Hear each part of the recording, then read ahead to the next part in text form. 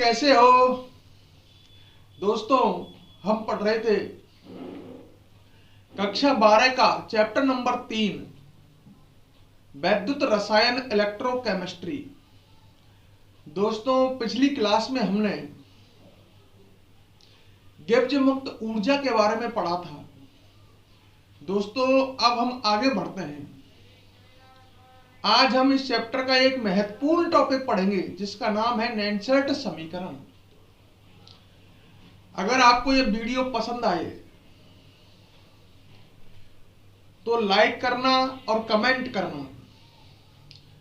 तो दोस्तों हम स्टार्ट करते हैं इस चैप्टर का एक महत्वपूर्ण टॉपिक नैनसेट समीकरण। ढंग से समझना, पेपर में क्वेश्चन आता है इस पर और क्वेश्चन आने का चांस रहता है। नैनसेट समीकरण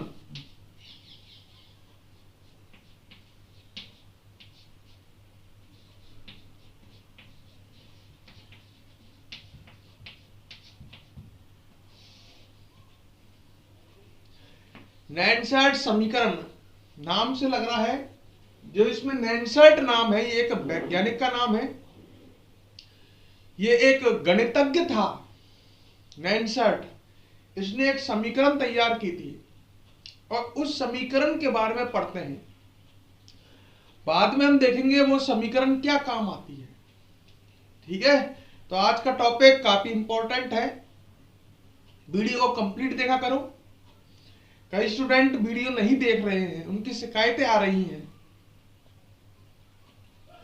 तो हम पढ़ते हैं स्टूडेंट नैनसेट समीकरण। देखो इधर, माना किसी सेल में ये अभिक्रिया चल रही है। सेल अभिक्रिया लिख रहा हूं और सेल अभिक्रिया मैंने मानी है। ठीक है, और सेल अभिक्रिया जो है वो ये है।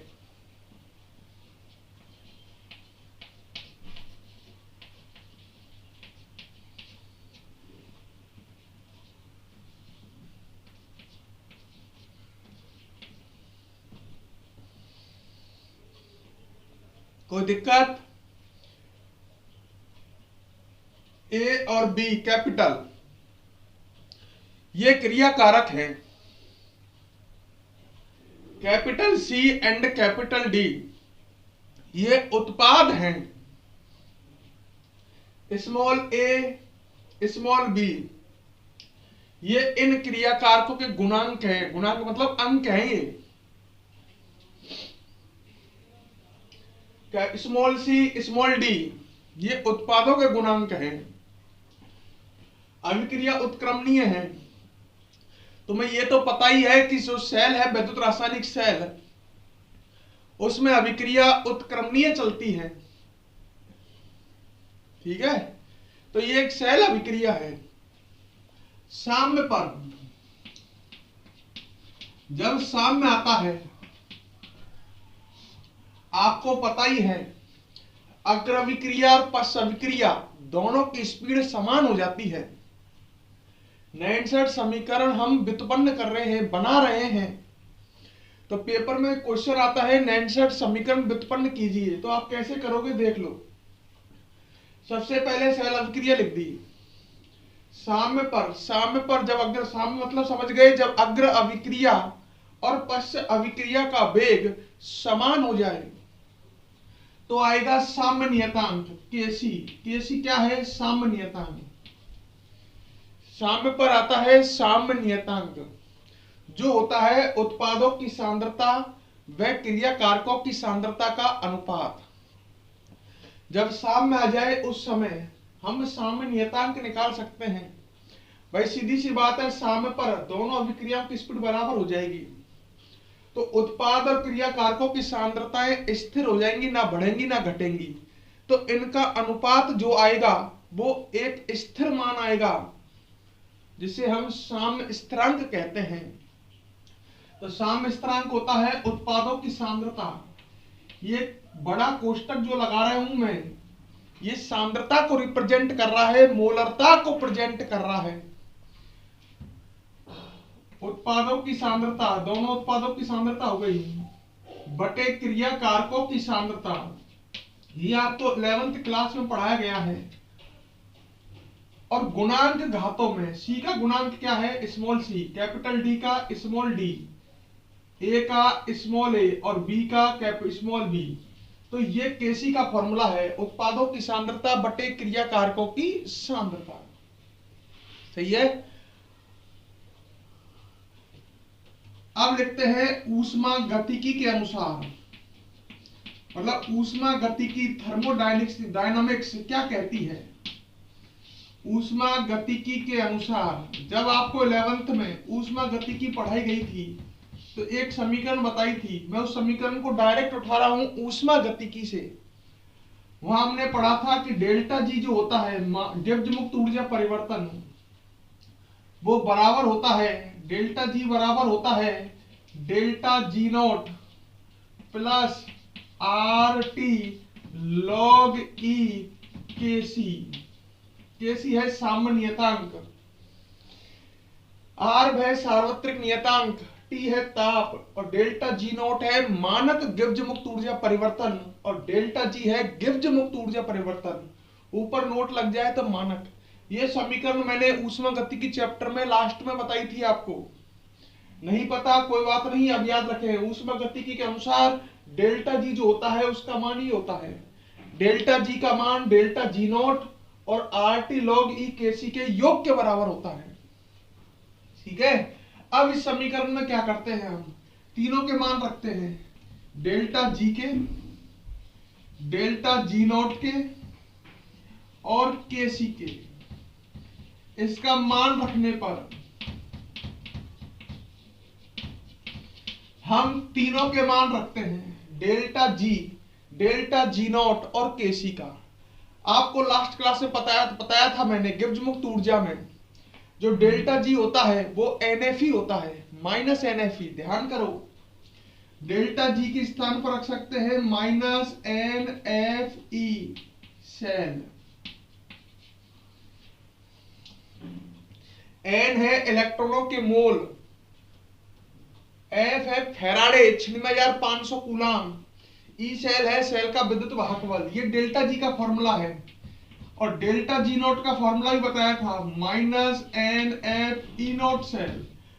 E नॉट सेल है सेल का मानक विद्युत वाहक बल और E सेल है सेल का विद्युत वाहक बल। ये लास्ट क्लास में आपको फॉर्मूले बताए गए थे। प्लस RT log E और KC का मान ऊपर से रख सकते हो, C की घात C, D की घात D, A की घात A और B की घात B। ये आपके पास समीकरण आ गई है। ऊष्मा गतिकी ने जो समीकरण दी है हमें, उसमें हमने डेल्टा जी नॉट और केसी के मान रख दिए हैं। यहां तक कोई समस्या है क्या? अब आगे बढ़ते हैं। जब लिखने की कहें तभी लिखना, तब तक केवल समझते रहे। आगे बढ़े हम। अब एक काम करते हैं, इसमें NF कॉमन ले लेते हैं। NF कॉमन लिया तो यहां से NF आ जाएगा, यहां पे NF बटे में आ जाएगा, कॉमन लूंगा तो, और NF से NF कट जाएगा। बुद्धिमानी से करो, क्या आएगा, माइनस E सेल आएगा। NF इधर और इधर का NF कट गया ना, तो इधर क्या बचेगा, माइनस E नॉट सेल। इस स्टेप को ढंग से देख लेना, ये लड़कों के समझ में नहीं आता है। NF को कॉमन लिया है मैंने इसमें से और काट दिया है दोनों तरफ। जब इधर मैं NF कॉमन लूंगा तो नीचे NF बचेगा, RT अपॉन NF,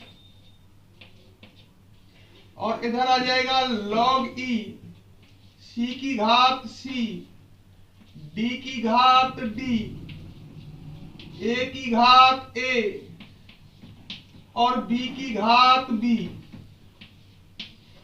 तो मैंने NF कॉमन लेकर के काट दिया है। क्लियर कर लेना क्या चल रहा है। सही है, यहां तक कोई समस्या है क्या? अब आगे देखते हैं। अब मैं ऐसा करता हूं, माइनस का पूरी समीकरण में गुणा कर देता हूं। माइनस का गुना कर दिया पूरी समीकरण में, तो माइनस का गुना यहाँ होगा तो यहाँ क्या बच जाएगा, ई सेल। मेरे शब्दों को सुनो, बराबर यहाँ माइनस का गुना हुआ तो क्या बचेगा, ई नॉट सेल। यहाँ माइनस का गुना होगा तो प्लस, माइनस माइनस तो यहाँ तो खत्म हो गया, यहाँ प्लस में माइनस का गुना होगा तो माइनस क्या आएगा, R T upon N F, और ये क्या है, लॉग ई। फिर उत्पादों की सांद्रता बटे क्रिया कारकों की सांद्रता, गुणांक घातों में।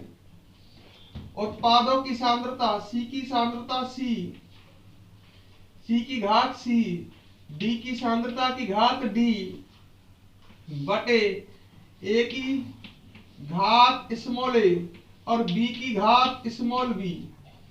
ये हमको समीकरण मिल चुकी है। ये जो हमें समीकरण मिली है दोस्तों, ये हमें मिली है 69 समीकरण। दोस्तों हमें ये 69 समीकरण मिल चुकी है, क्लियर। अब दोस्तों इसमें हम मान रख सकते हैं कुछ, ठीक है। तो इसको आगे करने से पहले यहां तक आ जाते हैं, यहां लिख देते हैं ये 69 समीकरण है। एक बार और समझ लीजिए कि मैंने ये कैसे निकाली 69 समीकरण। मैंने माना कि सेल अभिक्रिया ये है, ये सेल में अभिक्रिया चल रही है। जब इस अभिक्रिया में साम्य आया तो साम्य स्थिरांक निकाल सकते हैं केसी, जो होता है उत्पादों की सांद्रता, ये कोष्टक सांद्रता को प्रेजेंट कर रहा है, सी की सांद्रता, डी की सांद्रता बटे क्रिया कारकों की सांद्रता, और जो इनके गुणांक है वो घातों में लग जाएंगे। ये केसी का फॉर्मूला है, ये 11th में आपको पढ़ाया गया था। ऊष्मा गतिकी की हेल्प ली है। ऊष्मा गतिकी कहती है कि जो डेल्टा जी होता है वो बराबर होता है delta G naught plus R T log e KC K. इसमें मैंने तीनों मान रख दिए, डेल्टा जी के, डेल्टा जी नॉट के और केसी के। डेल्टा जी का मान हमने पढ़ा है minus n F E cell, delta G naught का मान minus n F E naught cell, plus R T log e KC का मान ये रख दिया। इसमें एन एफ कॉमन ले लिया, एन एफ कॉमन लेते ही बटे में एन एफ आ जाएगा, बाकी एन एफ कट जाएंगे। फिर मैंने पूरी समीकरण में माइनस का गुणा कर दिया, तो ये ई सेल बन गया, ये ई नॉट सेल, और माइनस का गुणा करते ही ये माइनस आ जाएगा। ये बन गई अपनी 69 समीकरण। अब वीडियो को पॉज करके एक बार, क्योंकि ब्लैक बोर्ड पर ज्यादा जगह नहीं है, वीडियो को पॉज करके एक बार नोट कीजिए, फिर हम आगे बढ़ते हैं। करो वीडियो को पॉज और फिर आगे नोट करेंगे, फिर आगे पढ़ते हैं। बढ़ता हूं अब आगे, आगे समझिए दोस्तों। अब मेरी बात को आगे ढंग से समझना और सुनना। यहां तक क्लियर है आपके पास 69 समीकरण। मैं इसको मिटा रहा हूं और इस समीकरण को आगे लिख रहा हूं। जो ये 69 समीकरण है मैं इसको ऊपर लिख रहा हूं। हमारे पास ये समीकरण आ चुकी है, ई सेल बराबर E naught cell minus R T upon N F log e C की घात सी, डी की घात डी, बटे ए की घात ए और बी की घात बी। ये 69 समीकरण है, मिटा देता हूं नीचे, ये ऊपर आ चुकी है। अब इसको हम और सरल करते हैं। इसमें एक काम करते हैं, इसमें मैं कुछ के मान रखता हूं जिनके मान फिक्स होते हैं। एक आर का मान 0.082 सार्वत्रिक नियतांक, टी का मान टेम्परेचर 298 केल्विन। देखो टेम्परेचर आपको देगा नहीं तो इसमें आप टी का मान डायरेक्ट रख सकते हैं 298 केल्विन। आर का मान रख सकता हूं मैं 0.082, टी का मान 298 केल्विन। ताप देगा नहीं तो उसको हम कमरे का ताप मानते हैं 25 डिग्री सेल्सियस, और 25 डिग्री सेल्सियस मतलब 298 केल्विन। फैराडे का मान फिक्स होता है 96,500। एन है स्थानांतरित इलेक्ट्रॉनों के मोल, वो हमें पता नहीं है, वो कुछ भी हो सकते हैं, पर फैराडे फिक्स है। तो हम इसमें आर टी और एफ के मान रखते हैं। लॉग ई को भी हटा करके बेस को 10 करते हैं। जब बेस को आप 10 करोगे तो इसमें 2.303 का गुना हो जाएगा। यहां पर तुम्हें पता ही है किसी भी राशि का लॉग ई इसको हटा करके जब 10 करते हैं तो कितने का गुना कर देते हैं? 2.303 का। तो ये तीनों सब काम करते हैं अपन। मतलब मैं ये करता हूं, इसमें आर टी व एफ के मान रखने पर व डायरेक्ट लिखता हूं लॉग ई को लॉग 10 में बदलने पर क्या प्राप्त होगा वो हम लिखते हैं। तो आर टी और एफ के मान रख दिए और लॉग ई को लॉग 10 में बदलने पर हमें जो मिलेगा वो डायरेक्ट याद रखना है आपको। ई सेल बराबर क्या मिलेगा? ई नोट सेल माइनस 0.0591। ये कैलकुलेशन करने पर आया है जिसको आप डायरेक्ट याद रखें बटे में n, क्योंकि इन तीनों के मान तो रख दिए हैं। यहां पर log 10 हो गया है क्योंकि इसमें 2.303 का भी गुना हुआ है। और ये आ जाएगा उत्पादों की सांद्रता, ये उत्पादित तो थे गुणांक घातों में बटे क्रिया कारकों की सांद्रता और गुणांक घातों में। तो आप ये समीकरण काम में लेंगे क्वेश्चन करने के लिए। ये भी नैनसर्ट समीकरण है, नैनसर्ट समीकरण ये भी है, इसको सरल किया गया है। तो अगर आपको क्वेश्चन करने हैं नैनसर्ट के तो ये समीकरण नैनसर्ट की ये समीकरण काम में लेनी है क्योंकि ये सरल है। इसमें आर टी और एफ के मान नहीं रखे हुए हैं, इसमें रख करके इसको और भी सरल कर दिया गया है। तो न्यूमेरिकल में जब नैनसर्ट के आप क्वेश्चन कीजिए करते हैं तो ये समीकरण स्टूडेंट आपको प्रयुक्त करनी है। तो पहले तो आप नैनसर्ट समीकरण याद कर लीजिए। नैनसर्ट समीकरण है ई सेल, इसमें सबको पता होना चाहिए ई सेल क्या है। ई सेल जो है ये है सेल का विद्युत वाहक बल।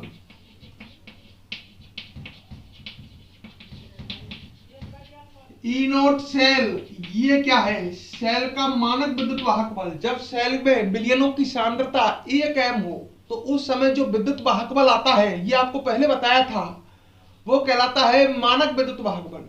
देखो स्टूडेंट वीडियो को लगातार देखा करो सीरियलिटी से, जिससे आगे समझ में आता रहे। ई नोट सेल है सेल का मानक विद्युत वाहक बल।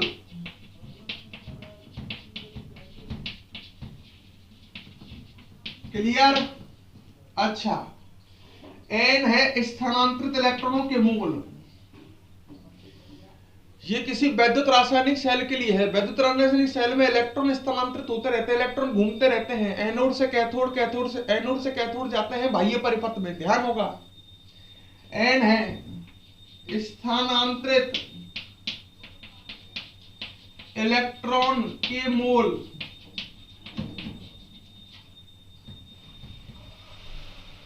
ठीक है, और इसमें ये आपको पता ही है उत्पाद है ये सी और डी, ये क्रिया कारक है। तो आपको ये तीनों चीज भी याद रखनी है। यहां तक क्लियर? ये समीकरण आपको याद करनी है, ये तो रटी होनी चाहिए। ई सेल बराबर E naught cell minus 0.0591 upon n log 10 उत्पाद की सांद्रता बटे क्रिया कारक की सांद्रता गुणांक घातों में। जैसे मैं बोल रहा हूं ऐसे याद करो, बोलो मेरे संग संग। ई सेल बराबर E naught cell minus 0.0591 upon n log 10 उत्पादों की सांद्रता बटे क्रिया कारकों की सांद्रता गुणांक घातों में। यह नैनसर्ट समीकरण है। कोई समस्या है क्या इसमें? वीडियो को पॉज करके इसे नोट कीजिए पहले।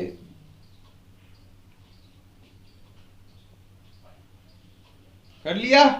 अब आगे सुनिए। इसके बाद नैनशर्ट समीकरण के जो ये समीकरण है इसके उपयोग देखते हैं कि क्या काम आती है। तो अगली हेडिंग है अपनी नैनशर्ट समीकरण के उपयोग।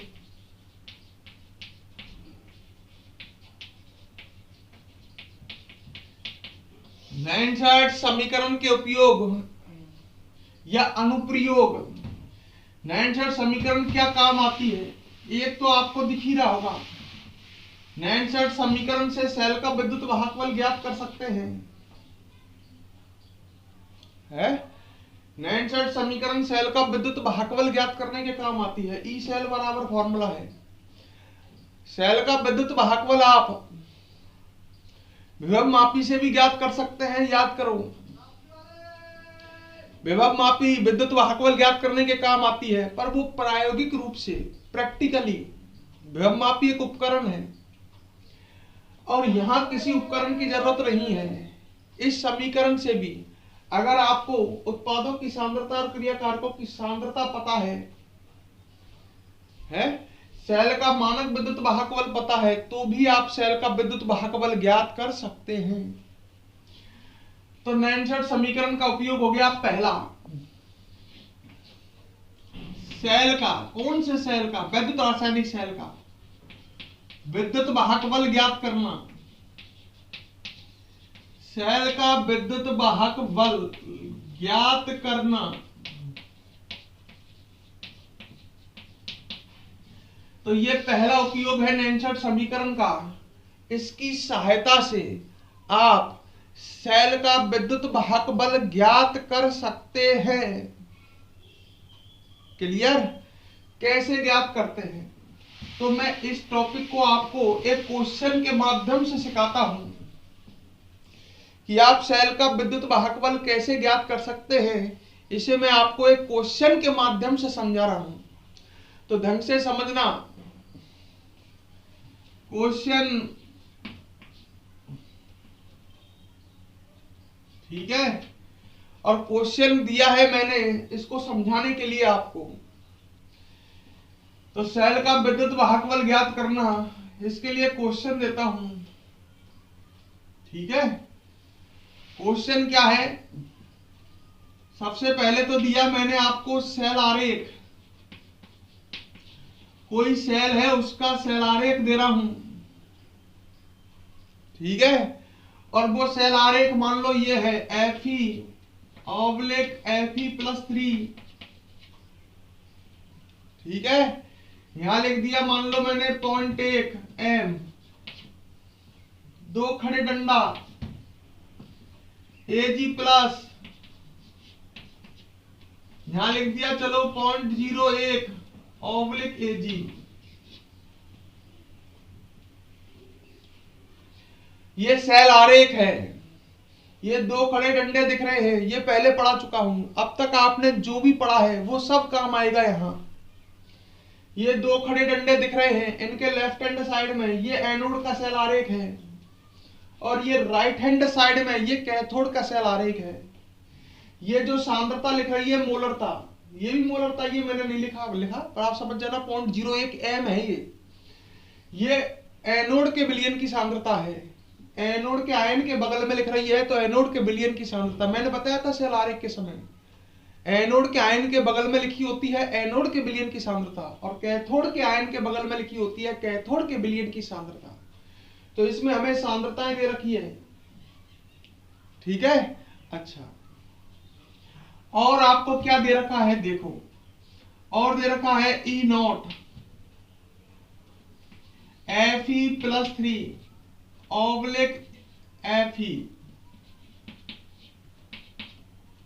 मान लो -0.45 वोल्ट दिया। वोल्ट मतलब ये है तो विभव, मानक विभव है, मानक विभव है, नोट लग रहा है मानक। और Fe+3/Fe लिख रहा है, इसका मतलब देखो, एक डंडे का मतलब होता है से निर्मित, Fe+3 से निर्मित Fe, तो अपचयन है, ये अपचयन। Fe+3 से Fe बने तो ये अपचयन है। तो ये दे रखा है उसने मानक अपचयन विभव। किसका? एनोड का। Fe कहां पर है? एनोड पर। तो ये है एनोड का मानक अपचयन विभव। बेटा अगर इसको ऐसे लिखता Fe/Fe+3 तो ये हो जाता एनोड का मानक ऑक्सीकरण विभव। क्लियर कर लो, इन शब्दों को समझो, छोटी छोटी बातों को समझो। देखो विभव है वोल्ट, Fe और Fe+3 एनोड की तरफ है तो एनोड का विभव। अपचयन विभव है Fe+3 से निर्मित Fe, अपचयन विभव है। अगर ऐसा लिखा होता Fe/Fe+3 तो ये होता ऑक्सीकरण विभव, ये अपचयन विभव है एनोड का। इसी तरह मैंने कैथोड का मानक अपचयन विभव, ये एनोड का हो गया और कैथोड का भी दे दिया। देख लो Ag+/Ag लिखा है और ये दे दिया, मान लो मैंने कुछ भी दे देता हूं, प्लस 0.30 वोल्ट। तो दोस्तों आपके पास एनोड और कैथोड दोनों के मानक अपचयन विभव है। ठीक है, और अब क्वेश्चन में कह रहा है इस सेल का विद्युत वाहक बल ज्ञात कीजिए।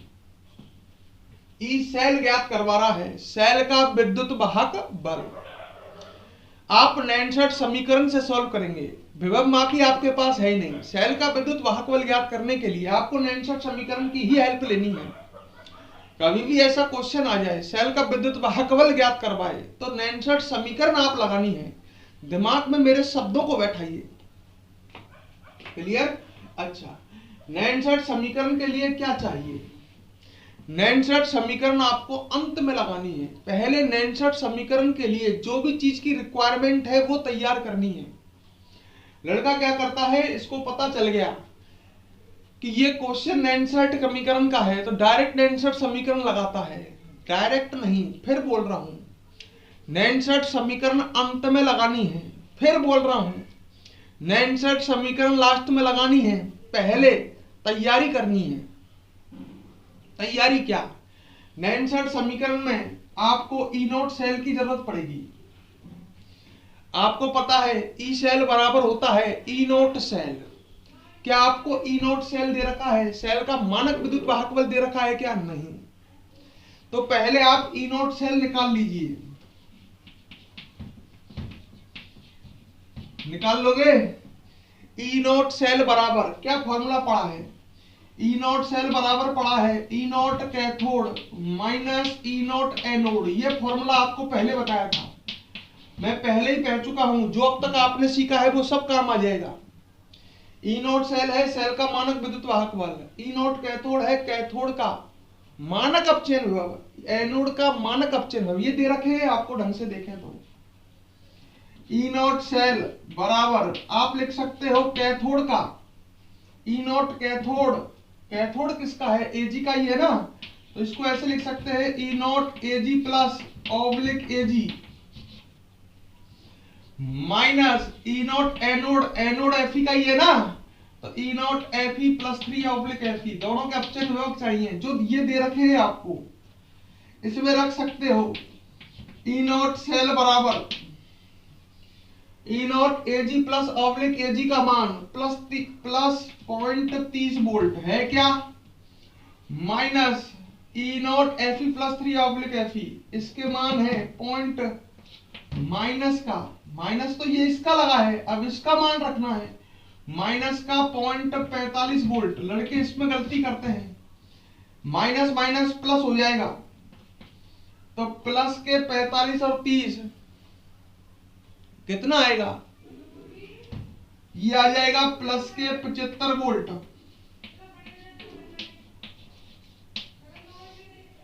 प्लस के 75 वोल्ट ये आया है सेल का मानक विद्युत वाहक बल। क्लियर? प्लस के 75 वोल्ट, यहां तक क्लियर। अभी नैनशर्ट नहीं लगाई है मैंने, मुझे तो सेल का विद्युत वाहक बल ज्ञात करना है। ये तो मानक विद्युत वाहक बल निकला है। नैनशर्ट समीकरण है अपने पास E बराबर ई नोट सेल, तो पहले ई नोट सेल निकाला अपन ने। क्लियर? तो दोस्तों इसको आगे मैं बाद में समझाता हूं, पहले आप यहां तक नोट कर लीजिए ये क्वेश्चन और इसका यहां तक सॉल्यूशन। वीडियो को पॉज करके फटाफट नोट कीजिए, तब आगे समझते हैं। देखो बड़े बड़े क्वेश्चन हैं, ब्लैक बोर्ड पर जगह कम होती है, तो इसको समझाने के लिए आपको एक बार इसे नोट करना पड़ेगा। पॉज करो, नोट करो।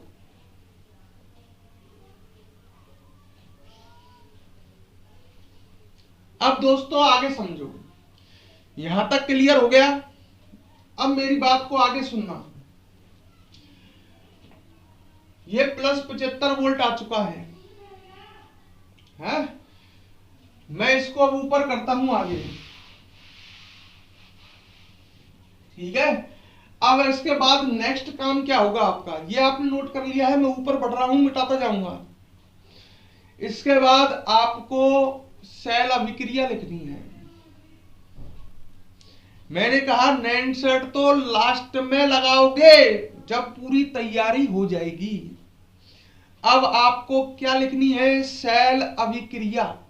तो पहले एनोड की अभिक्रिया लिखते हैं। आपको देखो सेल आरेख दे रखा है, कभी मैंने सेल आरेख से सेल अभिक्रिया लिखना सिखाया था? ध्यान करो, जब टॉपिक सेल आरेख पढ़ाया था उस समय सेल आरेख से सेल अभिक्रिया लिखना, ये टॉपिक भी आपको पढ़ाया था। सेल अभिक्रिया लिखते हैं तो ऐसा करते हैं, पहले एनोड की अभिक्रिया लिखते हैं। एनोड की अभिक्रिया आप लिख सकते हो, एनोड ये एनोड लेफ्ट हैंड साइड में Fe से निर्मित Fe+3, ऐसी करोगे क्या, Fe से निर्मित Fe+3। बेटे कितने इलेक्ट्रॉन निकले, 3। जब Fe से Fe+3 बनेगा 3 इलेक्ट्रॉन निकलेंगे। ये एनोड की हो गई। ऐसी इस सेल में आप कैथोड की भी लिख सकते हो, सेल आरेख से आप अभिक्रिया लिख सकते हो एनोड में कैथोड की। लड़का कह रहा है कि क्यों लिख रहे हैं, मैंने की बेटा नैंड सेट समीकरण में आपको ध्यान करो, लास्ट में उत्पादों की सांद्रता बटे क्रिया कारकों की सांद्रता लिखनी होती है। तो आपको पता तो होना चाहिए उत्पाद कौन है, क्रिया कारक कौन है, तो अभिक्रिया होनी चाहिए। अभिक्रिया से ही पता लगेगा उत्पाद कौन है, क्रिया कारक कौन है। कैथोड की अभिक्रिया, कैथोड पर Ag+ से क्या निर्मित हो रहा है, Ag। तो Ag+ में आपको एक इलेक्ट्रॉन जोड़ना पड़ेगा तब Ag आएगा। एनोड पर ऑक्सीकरण की अभिक्रिया, कैथोड पर अपचयन की अभिक्रिया। सेल अभिक्रिया लिखते हैं, तो सेल अभिक्रिया लिखने से पहले मैंने कभी बताया था, एनोड और कैथोड की अभिक्रियाओं में आप इलेक्ट्रॉन बराबर कर लीजिए। तो इस अभिक्रिया में पूरे में मुझे कितने का गुना करना पड़ेगा, 3 का, ताकि दोनों अभिक्रियाओं में इलेक्ट्रॉन बराबर हो जाए।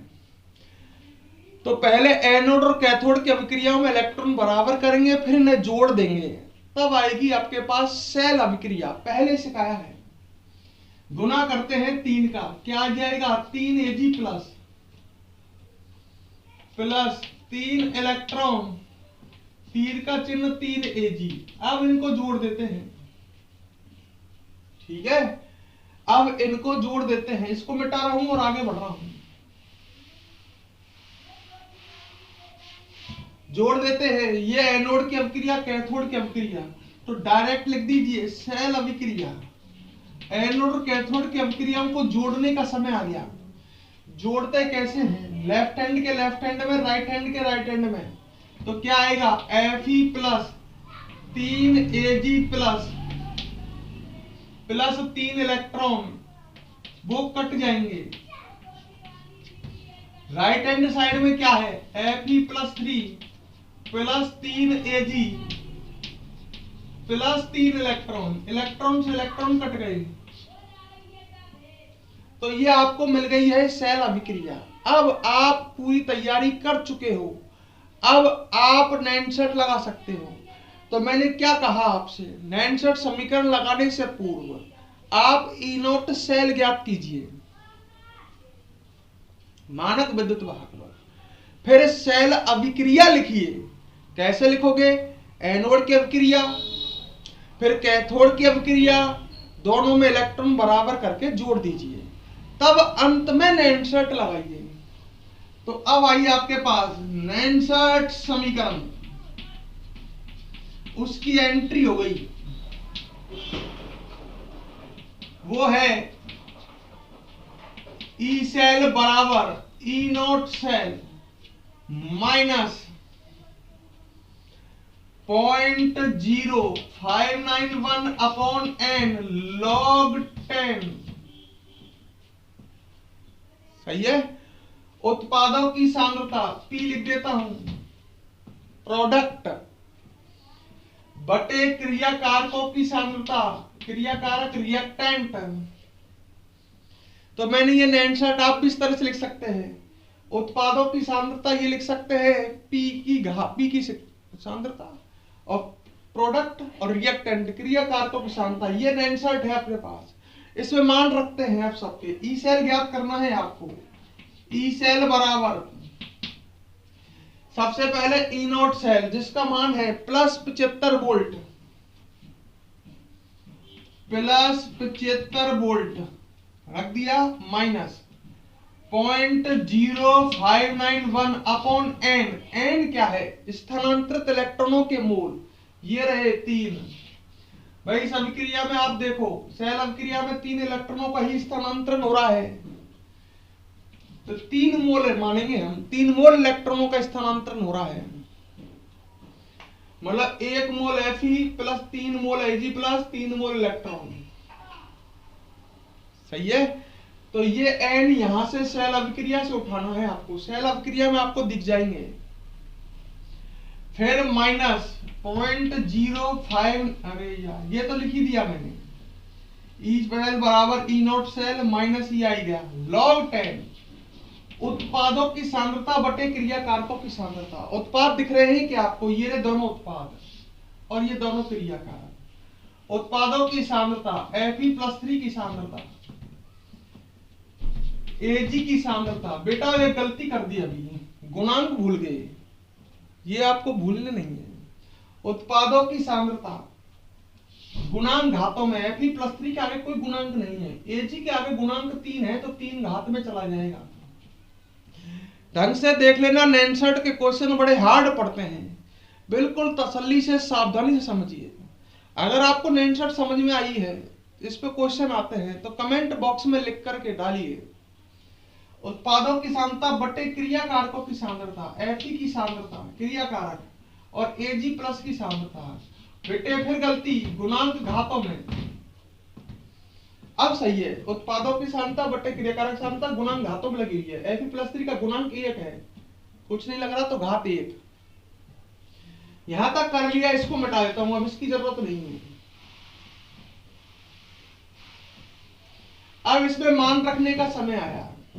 एक बात और सुन लीजिए मान रखने से पहले, Fe धातु है और Ag प्लस धातु है, धातुओं की कोई सांद्रता नहीं होती। मेरे पास चांदी धातु है, क्या सांद्रता है इसकी? कुछ नहीं, सांद्रता होती है बिलियन की, और बिलियन में होते हैं आयन, आयनों की, बिलियन की। सही है। अरे आयन बिलियन में ही होते हैं ना, NaCl का बिलियन है तो आयन उसमें बिलियन में होंगे। तो एक तरह से सांद्रता आयनों की होती है, बिलियन की होती है, धातु की नहीं होती। तो इनको हटा दो, इनका कोई औचित्य नहीं है, क्योंकि इनकी सांद्रता ही नहीं है। सांद्रता नहीं है, उस चीज को हटाना पड़ेगा आपको। मैंने ये काट दिए। Fe लोहा, लोहे की कोई सांद्रता नहीं। Ag धातु है, कोई सांद्रता नहीं। ये आयन है, इनकी सांद्रता है। तो देख लो क्या काटा है मैंने। अब मान रखता हूं दोबारा से, मेरी बात को सुना ना आपने, धातुओं की सांद्रता को हटा देना, क्योंकि धातुओं की कोई सांद्रता नहीं होती है। प्लस 75 सांद्रता बिलियन की होती है गधे, 0.0591 अपॉन n log 10। Fe+3 आयनों की सांद्रता कोष्टक में लिखी हुई थी, 0.1 लिख रही थी शायद, मुझे ध्यान नहीं है भाई, शायद 0.1 लिख रही थी मोलरता।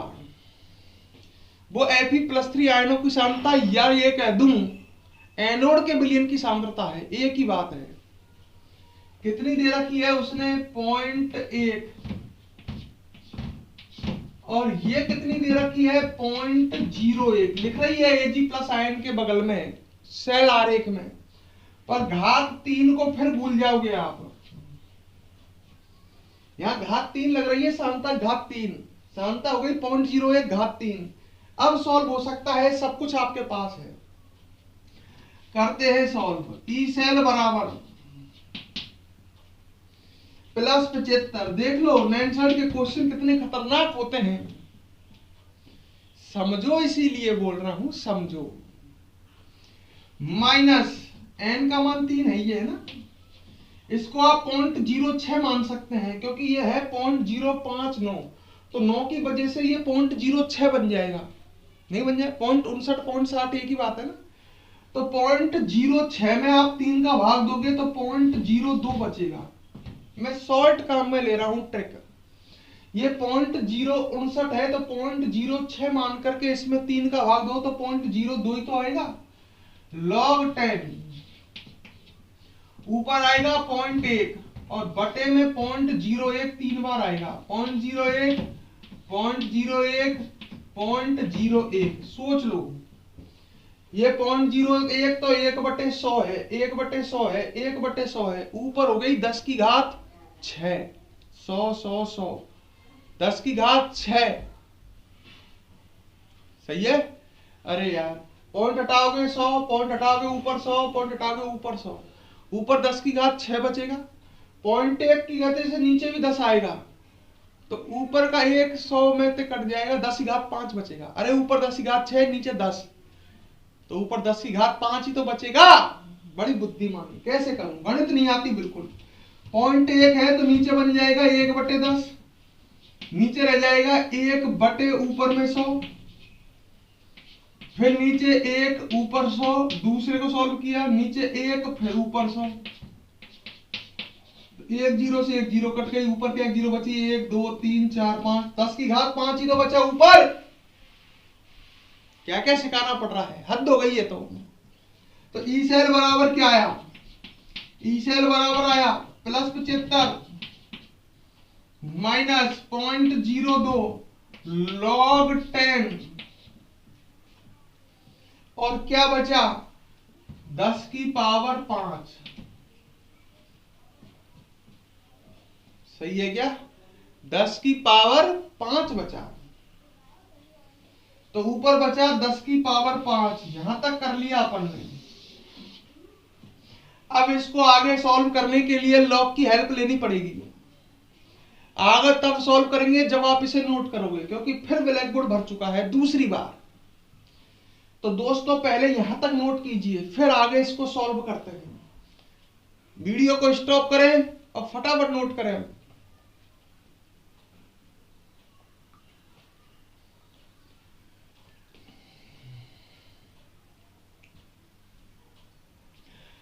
कर लिया।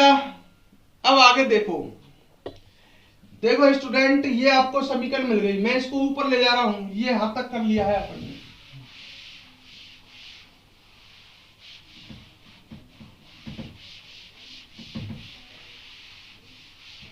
ये आपको मिल चुका है ई सेल बराबर कितना मिला, प्लस 75 माइनस 0.02 log 10 और 10 की पावर 5। सही है। इसको सॉल्व करेंगे और इसको सॉल्व करने के लिए हमें लॉग की जानकारी होनी चाहिए। तो इसको सॉल्व करने से पहले मैं आपको थोड़ी सी लॉग की जानकारी भी दे देता हूं, ठीक है। क्या जानकारी, लॉग के 3 फॉर्मूले होते हैं, log m into n, इसको खोलते हैं log m plus log n में, ज्यादा जानकारी नहीं दे रहा हूं। एक फॉर्मूला होता है log m बटे n का, और इसमें इसे खोलते हैं log m minus log n में, ठीक है। सुने होंगे कई बार, पहले भी मैं ही खुद बता चुका हूं 11th क्लास में। log m की पावर n, इसे खोलते हैं n log m में, यहां यही की जरूरत पड़ रही है, देखो ये ऐसा ही है बिल्कुल। log m की पावर n, इसे खोलेंगे n log m में, मतलब ये हो जाएगा 5 log 10, ऐसे ही है। तो ये 3 फॉर्मूले और कुछ मान भी याद रखें। लॉग 1 का मान कितना होता है 0, लॉग 10 का मान कितना होता है 1, लॉग 100 का मान कितना होता है 2, ऐसे लॉग 1000 का मान कितना होगा 3। ये याद रखें, लॉग, समझ गए, लॉग 2 का मान याद रखें 0.3010, जरूरत पड़ सकती है तुम्हें। लॉग 3 का मान 0.4770, लॉग 5 का मान 0.6990 और लॉग 7 का मान 0.8485। ये सारे मान याद रखें। लॉग 2 का मान 0.3010, लॉग 3 का मान 0.4770, लॉग 5 का मान 0.6990, लॉग 7 का मान 0.8485, लॉग 1 का मान 0, 10 का मान 1, लॉग 100 का मान 2। तो दोस्तों, इसको सॉल्व करने से पहले आपको ये नहीं पता हो तो इन्हें आप नोट कर लीजिए। पता है तो कोई बात नहीं, जो आपको नहीं पता उसको नोट करो फटाफट, वीडियो को पॉज करो। नोट कर लिया, अब आगे पढ़ाता हूं। हाँ, तो अपना ये पेंडिंग पड़ा था, इसको आगे सॉल्व करना था। अब करता हूं इसे आगे सॉल्व। ई सेल बराबर ई न प्लस 75 माइनस 0.02, लॉग m की पावर n है तो ये खुल जाएगा 5 लॉग 10। अरे m की पावर n है, n लॉग m 5 आ गए। और लॉग 10 का मान कितना होता है 1, रख सकते हो। तो क्या बचेगा, अभी बताया है लॉग 10 का मान 1, लॉग 1 का मान 0 बराबर प्लस 75 माइनस 0.02 इंटू 5 बचेगा। तो ई सेल बराबर क्या आ जाएगा, प्लस 75 माइनस 5 दूनी 10, ये आ जाएगा 0.1, 0.10 आ जाएगा।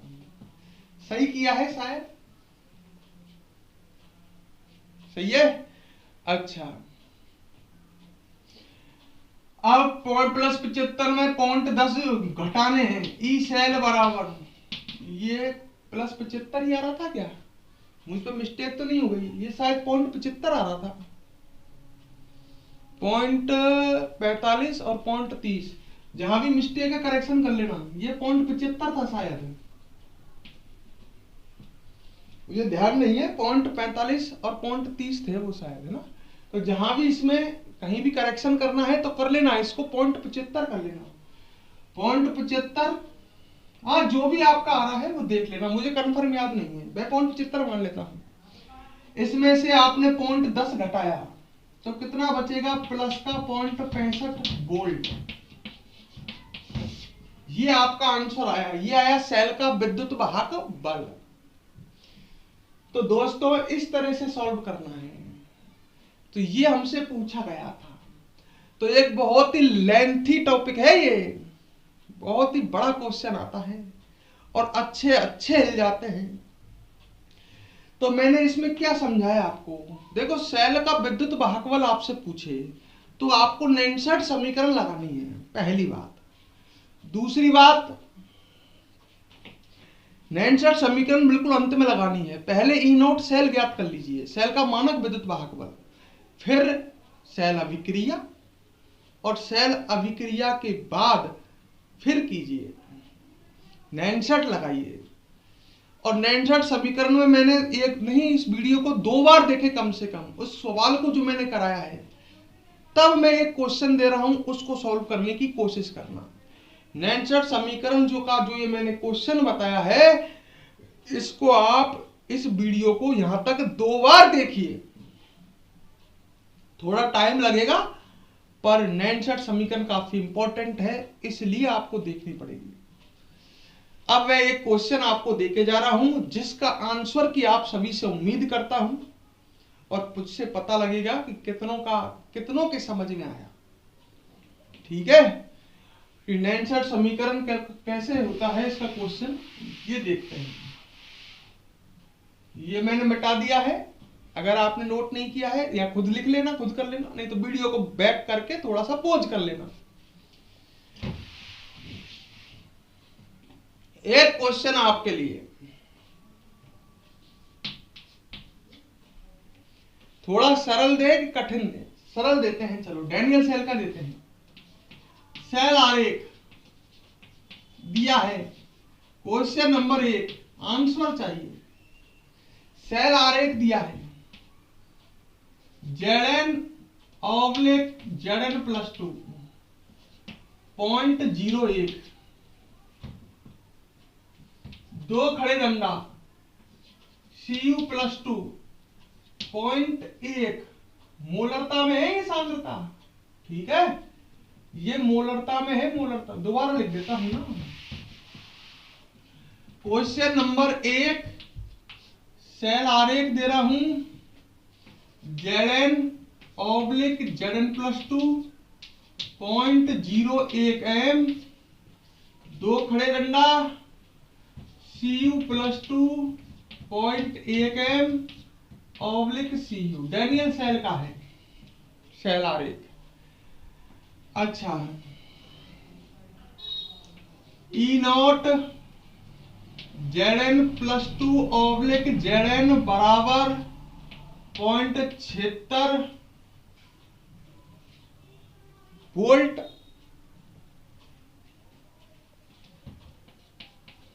और ये माइनस में है, और E0 Cu+2 Cu बराबर प्लस के 0.34 वोल्ट।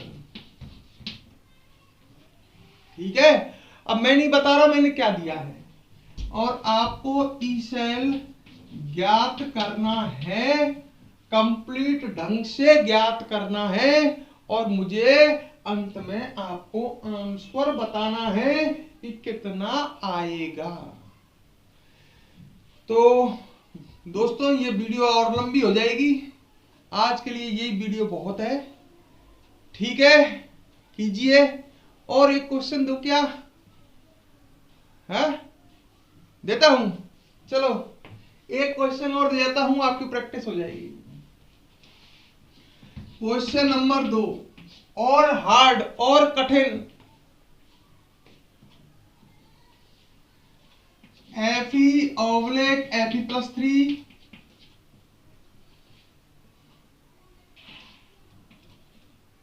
सांतक तो ये देता हूं, चलो 0.1 m, 2 खड़े दंडे Ni+2